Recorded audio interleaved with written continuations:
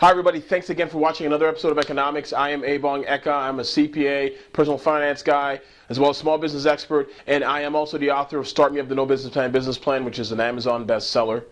And with Economics, we are here to talk to you about your mission, your mindset, and your money. All of those three things are congruent, and you need to realize that.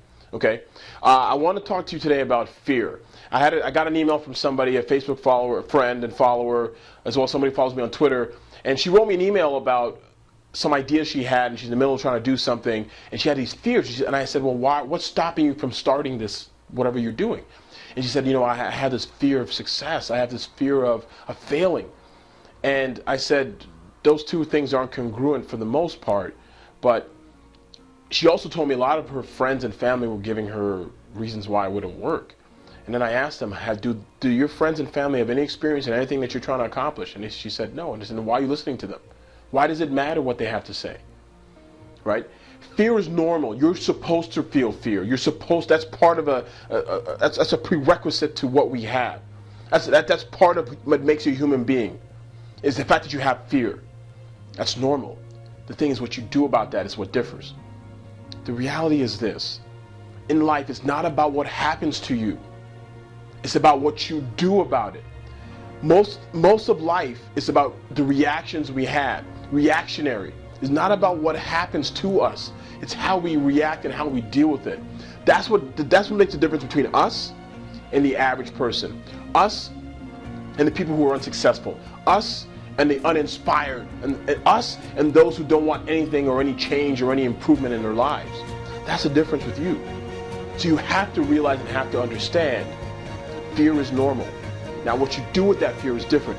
Everybody's got stories. Everybody's got goals. I remember growing up with basically no money in public housing, a mother who worked multiple jobs and raised 4 kids by herself. I give her all the respect. She made me who I am today because of her experience and what she was able to do. She was a college-educated woman. She literally could not find a job and had to work multiple jobs. She worked 8 hours during the day, 6 to 8 hours at night, come home for sleep, get up and do it all over again for 5 to 6 to 7 days out of the week. I barely saw her growing up. And I had younger siblings to deal with and an older sister. We all had to work together. Do you understand what I'm saying? That is what inspires me today and what moves me today, and why I have to grind and why I get up to get it, why I'm doing all this work, why I'm writing books and doing workshops and speeches and conferences. Because there's something better than what we currently have. Does that make sense?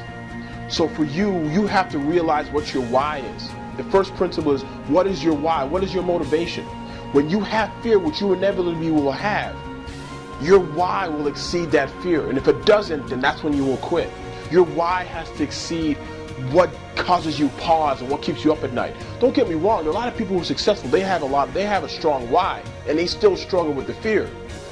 But the difference is they don't quit and they overcome that. They deal with the fear. Look, success is your duty, it's your obligation, it's your responsibility to you and your family and your legacy. Your legacy is not about you right now. Your legacy is for future generations. The kids you have, the family you have, the friends you have, the things you leave behind, the experiences you leave behind. It's not the stuff.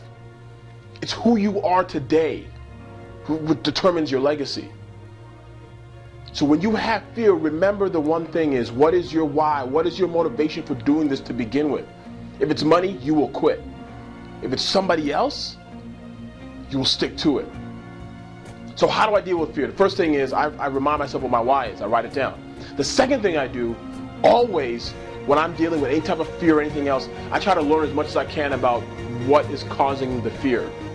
If it's a person who's injecting fear, I remove that person from my life. Either forever, for a short time, or whatever. I need to remove, I can't have that infectious words and energy in my space. I gotta focus on what I'm trying to accomplish. Remember, emotions are infectious, emotions are contagious, and emotions and emotional energy are transferable. So the first thing, again, I'm going back to the principle. The first thing is you have to make sure to remind yourself what your why is. The second thing is remove all the negative people, energy, and experiences around from you. And 3, you have to be busy. The busier you are, the less likely you are going to waste your time coming up with ideas of fear. A lot of people you notice in your life, people you know, will waste their time reading gossip, waste their time watching reality shows that have gossip, and they have no time on their hands. So they have the freedom to come up with all these things in their heads. Look, I've been through tough times. I grew up poor. I understand what that's like. But the difference is I use that pain and that experience to push me to greatness. You need to do the same thing. Everything that you experience is basically is part of your resume to get you to a place of success. Just don't forget this. Success is your obligation. It's your responsibility. It's your duty to you, your family, and your legacy. Look, chances aren't given, chances are taken. So be bold and go get it.